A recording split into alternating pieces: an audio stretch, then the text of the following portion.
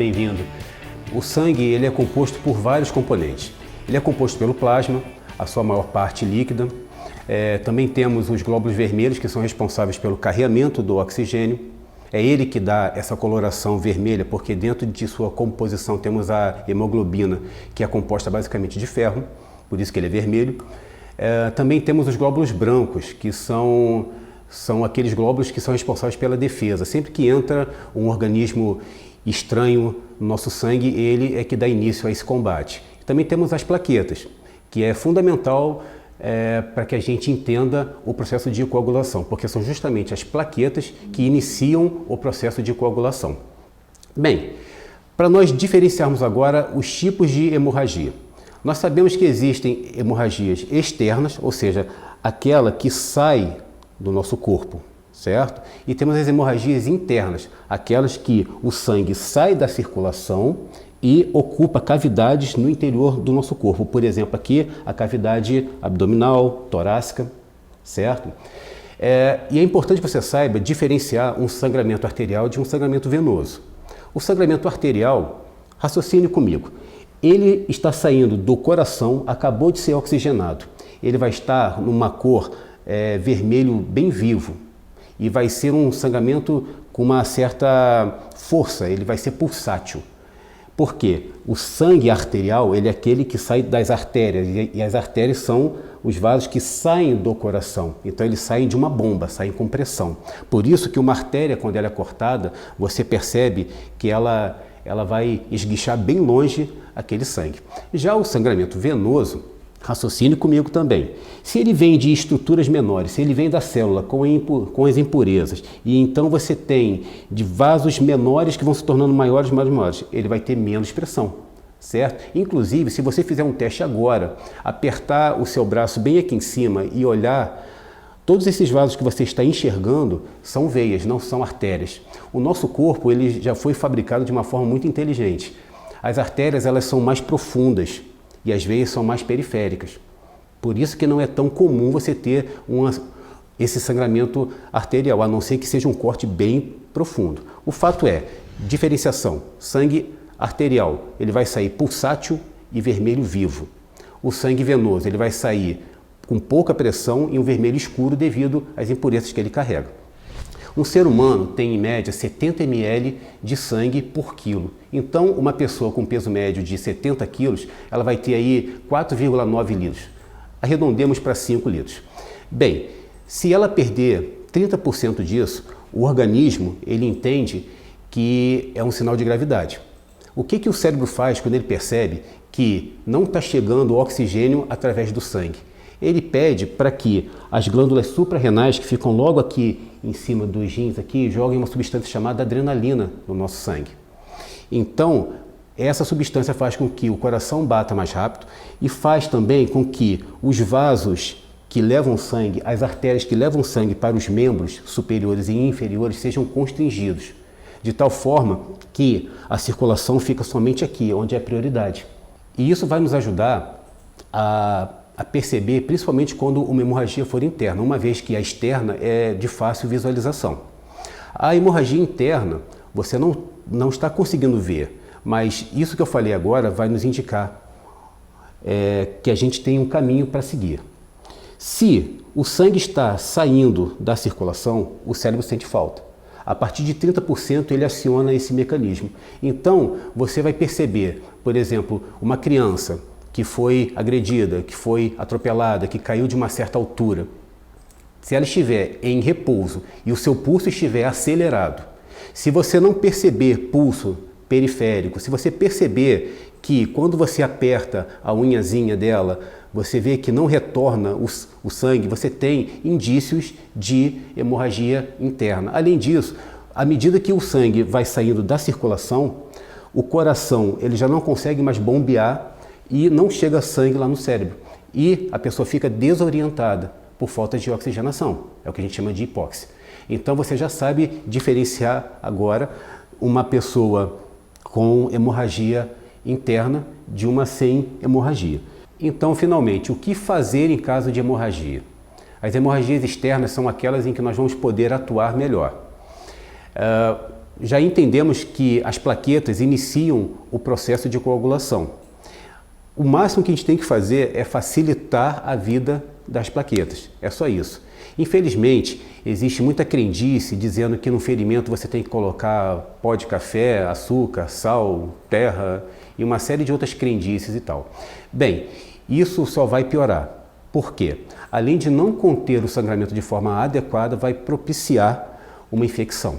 O que a gente tem que fazer é facilitar o trabalho das plaquetas, apenas isso. Como é que você vai fazer isso? Você pode estar com uma luva, você pode estar com um plástico. Inicialmente você vai tamponar o sangue. Você vai fazer uma pressão sobre o ferimento. Finja que eu tenho um corte bem aqui agora. Eu vou tamponar isso aqui. Em seguida, eu pego um pano limpo, uma gaze, alguma coisa e substituo a minha mão por esse pano. Bem, isso é o que a gente chama de compressão direta. Mas você pode encarar um sangramento arterial, que vai ser mais vultoso, com mais pressão, e as nossas plaquetas podem ter um pouquinho de dificuldade de coagular esse sangue. Então, além da compressão direta, você tem que fazer uma compressão indireta. Lembra que eu falei que as artérias ficam mais profundas que as veias? Mas em alguns locais a gente consegue ter acesso a elas. Por exemplo, aqui no pescoço, embaixo da axila, aqui no braço, no nosso pulso radial, na coxa, no joelho e nos pés. Bem, se o ferimento for bem aqui, você vai exatamente naquele ponto, sabe, quando a enfermeira faz a verificação da sua PA, da sua pressão arterial, exatamente nesse ponto você vai apertar ali, você vai pressionar ali, e isso vai reduzir o fluxo. Lembra, as artérias levam sangue e as veias trazem sangue.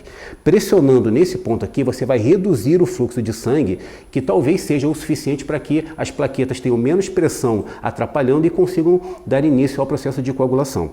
Se ainda assim, com a compressão indireta, você não conseguir estancar essa hemorragia, eleve o membro sempre que possível, para que, por gravidade, a gente consiga ajudar as nossas plaquetas. Por favor, não lance mão de nenhum outro recurso, nenhuma substância misteriosa de crendice lá da vovó.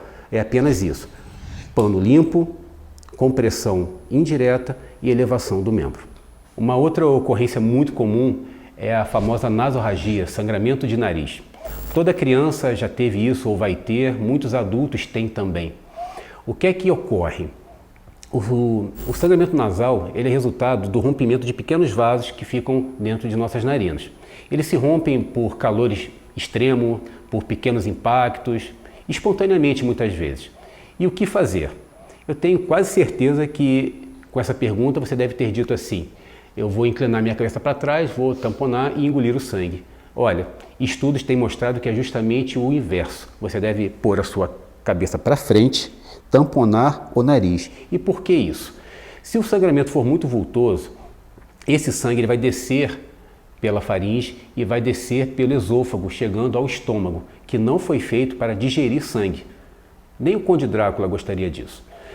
Bem, o que você tem que fazer então? Você tem que jogar o seu nariz para frente para evitar uma outra coisa. Além do sangue que vai para o esôfago, se for muito sangue, se for uma quantidade muito grande de sangue, você tem o risco de parte deste sangue ir para a via aérea e causar broncoaspiração. Lembra que quando você coloca o seu mento para cima, ele fica mais aberto para as vias aéreas? Então é isso que a gente deve evitar completamente.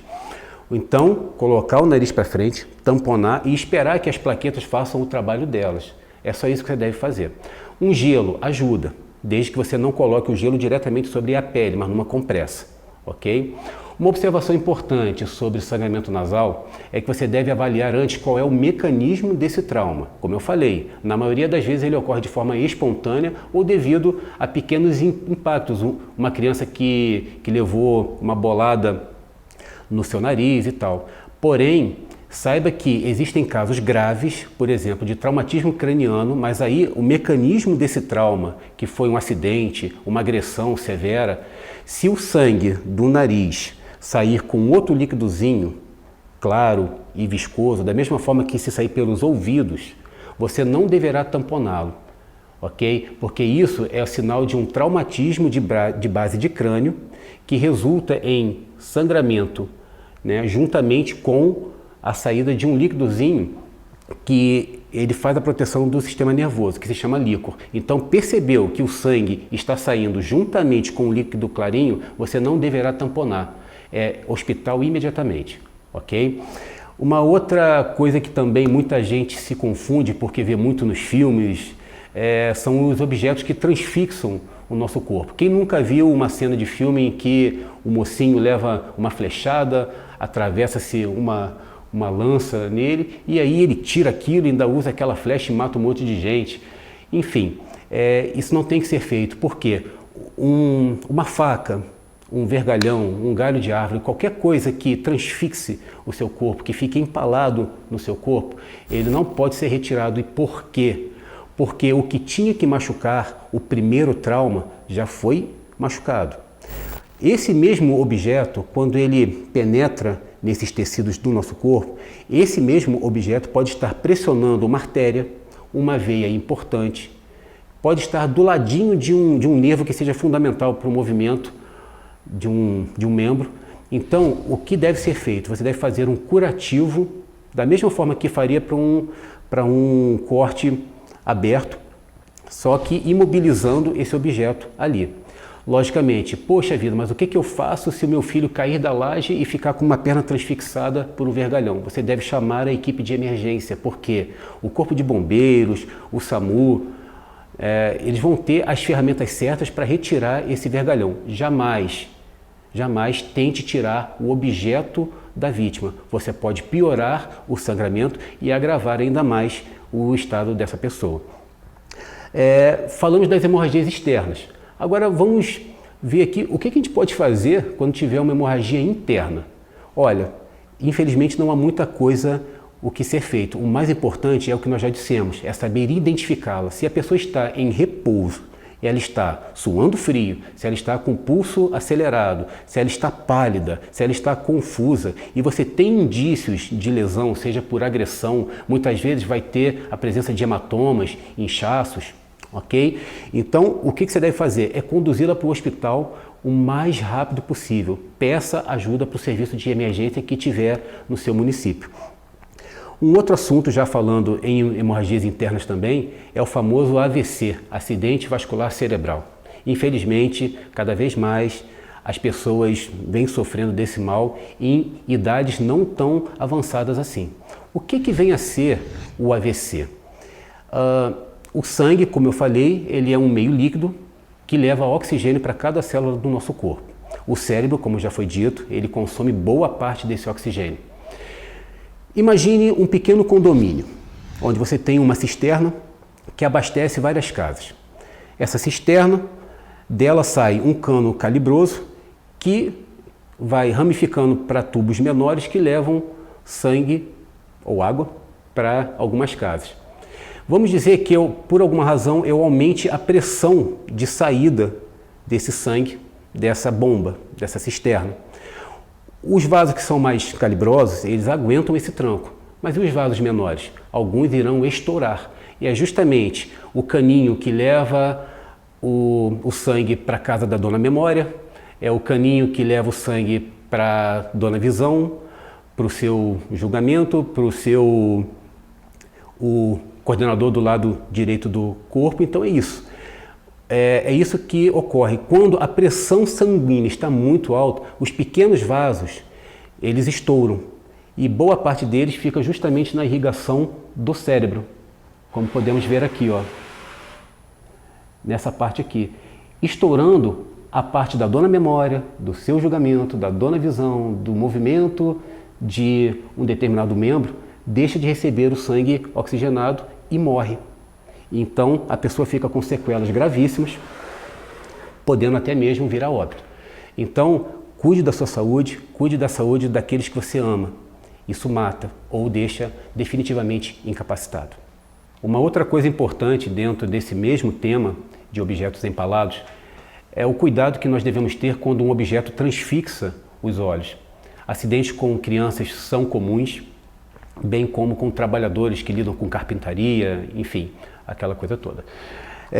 Uma das sugestões que eu poderia dar, quando um objeto transfixa, por exemplo, um prego, né, que você não tente tirá-lo. Isso você já sabia. Uma sugestão: coloque 1 ou 2 copos, né, com uma certa resistência e tape esse olho com esse ferimento. Enfaixe com uma gaze, com alguma coisa equivalente a isso. E depois avise para a pessoa que você vai enfaixar o outro olho também. Por que isso? Nós não temos movimentos independentes entre os olhos. Um depende do movimento do outro. Portanto, se você não fechar esse olho aqui que está íntegro, quando a vítima estiver, mas o que houve? O que aconteceu? Então você tem o quê? Você tem o movimento do olho também que está ferido. Portanto, você deverá enfaixar os dois. Avise para a pessoa, para que ela não se desespere, ok? Não faça nada além disso. Bem, chegamos ao fim deste módulo. Espero que você tenha aprendido quais são as condutas que você deve tomar caso seu filho ou outra pessoa venha a se machucar, venha a sofrer um acidente, ser agredido, enfim, que você saiba identificar uma hemorragia interna, a sua gravidade, que você saiba atuar comprimindo adequadamente uma hemorragia externa e que você tenha adquirido um pouco mais de conhecimento para que você possa ajudar outras pessoas a atuarem nesses casos também. No nosso próximo módulo, vamos falar sobre as lesões musculoesqueléticas, dando ênfase a fraturas. Até lá!